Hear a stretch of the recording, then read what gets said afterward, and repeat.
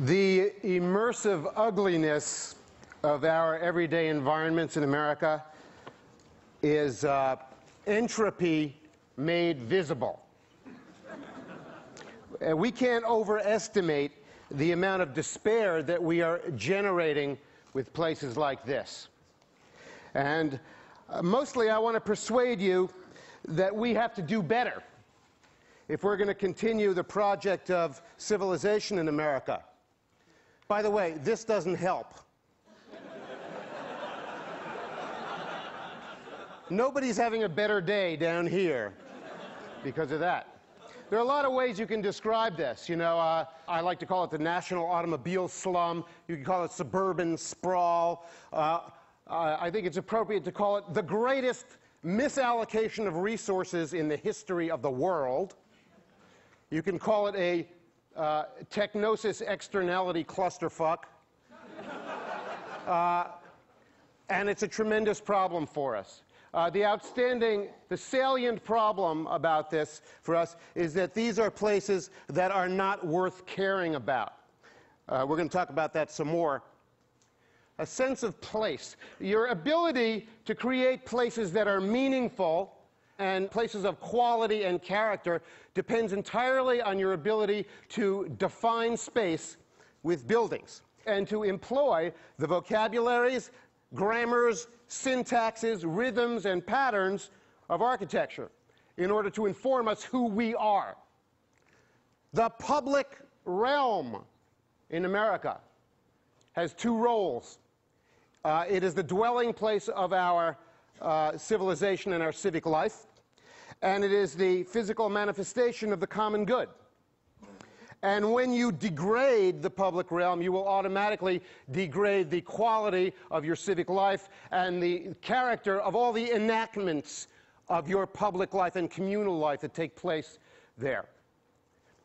The public realm comes mostly in the form of the street in America because we don't have the 1,000-year-old cathedral plazas and market squares of older cultures.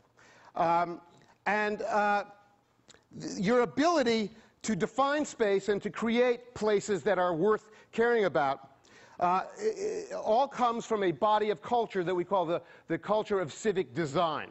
This is a body of knowledge, method, skill, and principle that we threw in the garbage after World War II and decided we don't need that anymore, we're not going to use it. And consequently, we can see the result all around us.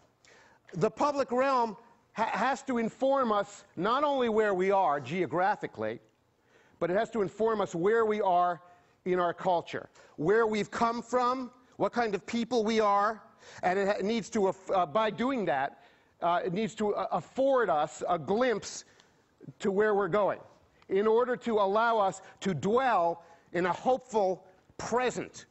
And if there is one great catastrophe about the places that we've built, the human environments we've made for ourselves in the last 50 years, it is that it has deprived us of the ability to live in a hopeful present. The environments we are living in more typically are like these. You know, this happens to be the asteroid belt of architectural garbage 2 miles north of my town. And remember, to create a place of character and quality, you have to be able to define space. So how is that being accomplished here? If you stand on the apron of the Walmart over here and try to look at the Target store over here, you can't see it because of the curvature of the earth.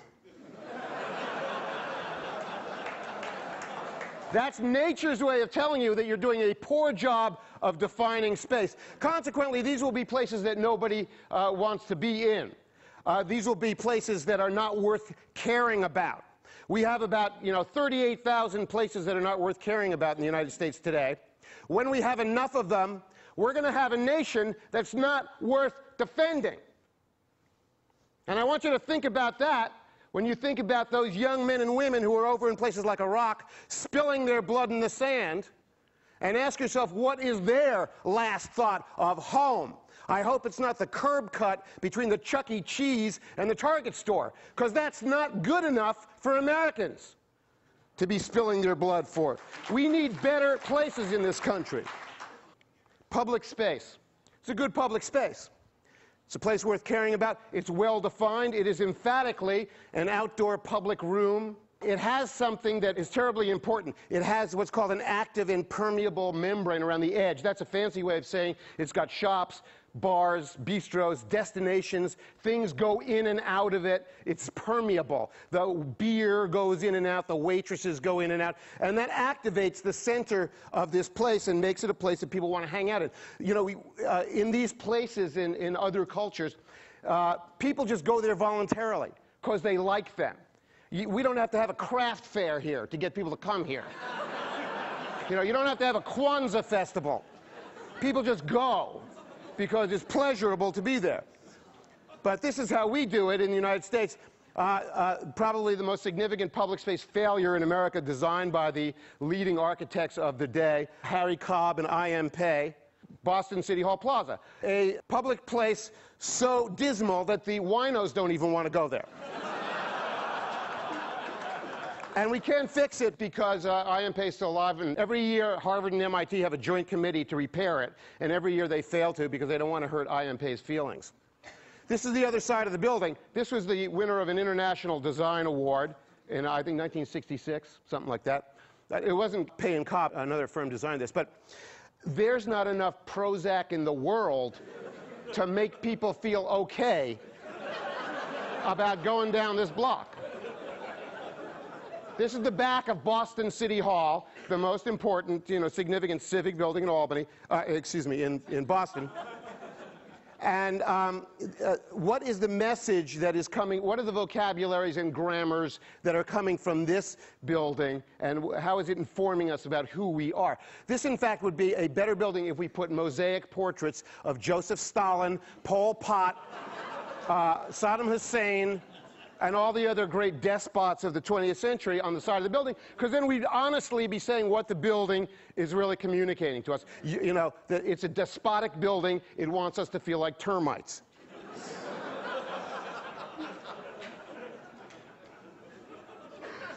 This is it on a smaller scale, the back of the Civic Center in my town, Saratoga Springs, New York.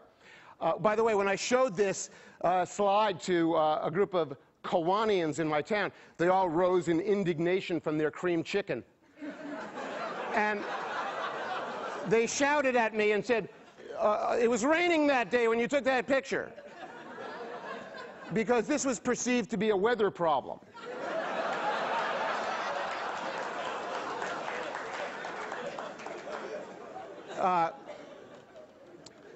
You know, this is a building designed like a DVD player. Audio jack, power supply. And look, you know, these things are important architectural jobs for firms, right? You know, we hire firms to design these things. You can see exactly what went on. 3 o'clock in the morning, the design meeting, you know, 8 hours before deadline, 4 architects trying to get this building in on time, right? And they're sitting there at the long boardroom table with all the drawings and the renderings, and all the Chinese food caskets are lying on the table. And, I mean, what was the conversation that was going on there? Because you know what the last word was, what the last sentence was of that meeting. It was, fuck it.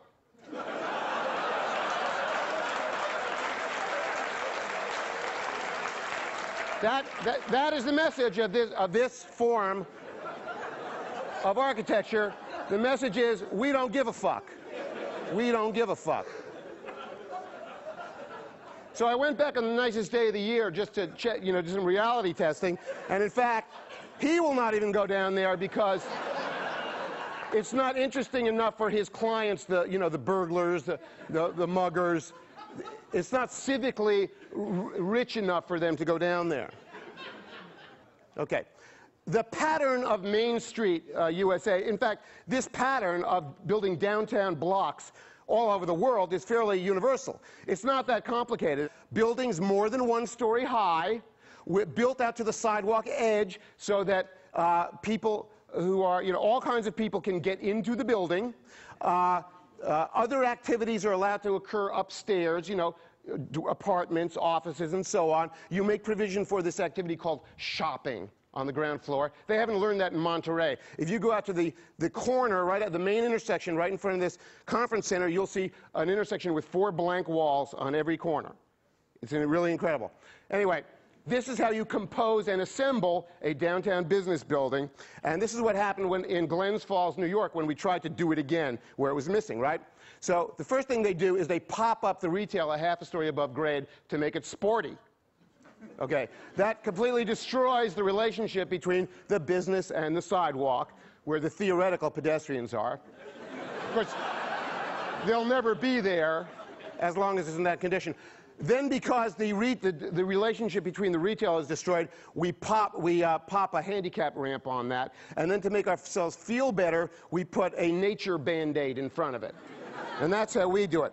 I call them nature Band-Aids because there's a general idea in America that the remedy for mutilated urbanism is nature. And in fact, the remedy for wounded and mutilated urbanism is good urbanism, good buildings. Not just flower beds, not just cartoons of the Sierra Nevada mountains. You know, that's not good enough. We have to do good buildings. The street trees have really 4 jobs to do, and that's it. To spatially denote the pedestrian realm, to protect the pedestrians from the vehicles in the carriageway, to filter the sunlight onto the sidewalk, and to soften the hardscape of the buildings, and to create a ceiling, a vaulted ceiling over the street at its best. And that's it. Those are the 4 jobs of the street trees. They're not supposed to be a cartoon of the North Woods. They're not supposed to be a set for the Last of the Mohicans. You know, one of the problems with the fiasco of suburbia is that it destroyed our understanding of the distinction between the country and the town, between the urban and the rural. They're not the same thing. And we're not going to cure the problems of the urban by dragging the country into the city, which is what a lot of us are trying to do all the time. Here you see it on a small scale. The mothership has landed. R2-D2 and CP3O have stepped out to test the bark mulch to see if they can inhabit this planet.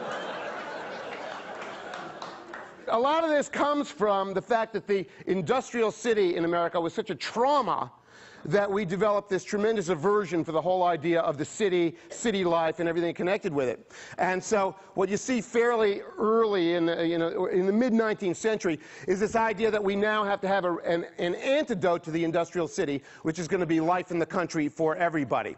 And that starts to be delivered in the form of the railroad suburb, the country villa, along the railroad line, which allows people to enjoy the amenity of the city, but to return to the countryside every night. And believe me, there were no Walmarts or convenience stores out there then.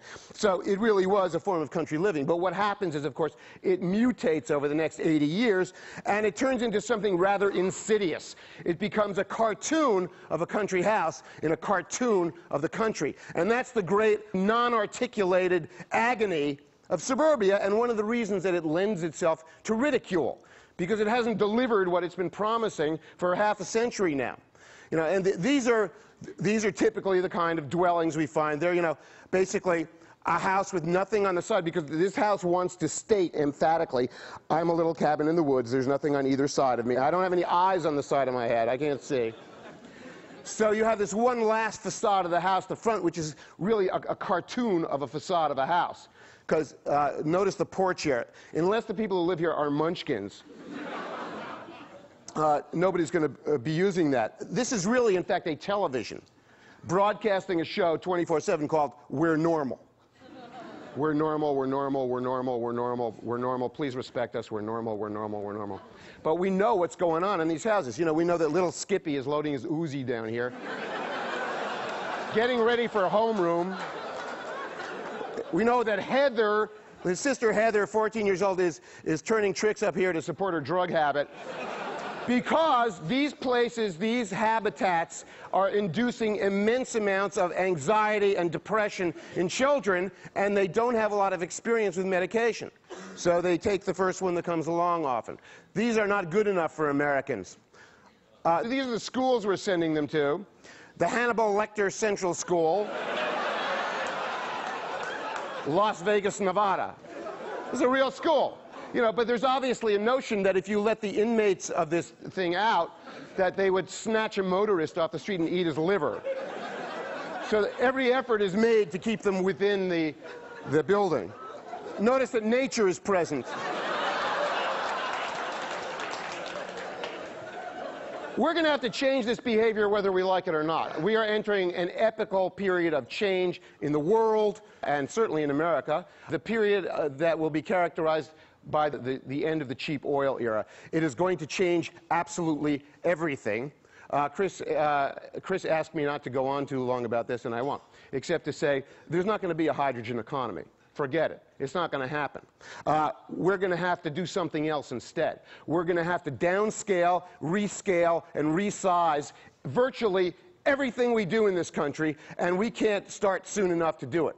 We're going to have to live closer to where we work. We're going to have to live closer to each other. We're going to have to grow more food closer to where we live. The age of the 3,000-mile Caesar salad is coming to an end. We have a railroad system that the Bulgarians would be ashamed of. We got to do better than that. And we should have started 2 days before yesterday. We are fortunate that the new urbanists were there for the last 10 years, excavating all that information that was thrown in the garbage by our parents' generation after World War II, because we're going to need it if we're going to learn how to reconstruct towns. We're going to need to get back this body of methodology and principle and skill in order to relearn how to compose meaningful places, places that are integral, that are living organisms in the sense that they contain all the organs of our civic life and our communal life deployed in an integral fashion, so that, you know, the residences make sense deployed in relation to the places of business, of culture, and of governance. We're going to have to relearn what the building blocks of these things are: the street, the block, how to compose public space that's both large and small, the courtyard, the civic square, and how to really make use of this property. We can see some of the first ideas for retrofitting some of the catastrophic property that we have in America. The dead malls. What are we going to do with them? Well, in point of fact, most of them are not going to make it. They're not going to be retrofitted. They're going to be the salvage yards of the future. Some of them we're going to fix, though. We're going to fix them by imposing back on them street and block systems and returning to the building lot as the normal increment of development. And if we're lucky, the result will be revivified town centers and neighborhood centers in our existing towns and cities. And by the way, our towns and cities are where they are and grew where they were because they occupy all the important sites. And most of them are still going to be there, though the scale of them is probably going to be diminished. We got a lot of work to do. We're not going to be rescued by the hypercar. We're not going to be rescued by alternative fuels. No amount or combination of alternative fuels is going to allow us to continue running what we're running the way we're running it. We're going to have to do everything very differently. And America's not prepared. We are sleepwalking into the future. We're not ready for what's coming at us. So I urge you all to do what you can. Life in the mid-20th, 21st century is going to be about living locally. Be prepared to be good neighbors. Be prepared to find vocations that make you useful to your neighbors and to your fellow citizens. One final thing. I've been very disturbed about this for years, but I think it's particularly important for this audience. Please, please stop referring to yourselves as consumers, okay? Consumers are different than citizens. Consumers do not have obligations, responsibilities, and duties to their fellow human beings. And as long as you're using that word consumer in the public discussion, you will be degrading the quality of the discussion we're having, and we're going to continue being clueless going into this very difficult future that we face. So thank you very much. Please go out and do what you can to make this a land full of places that are worth caring about and a nation that will be worth defending.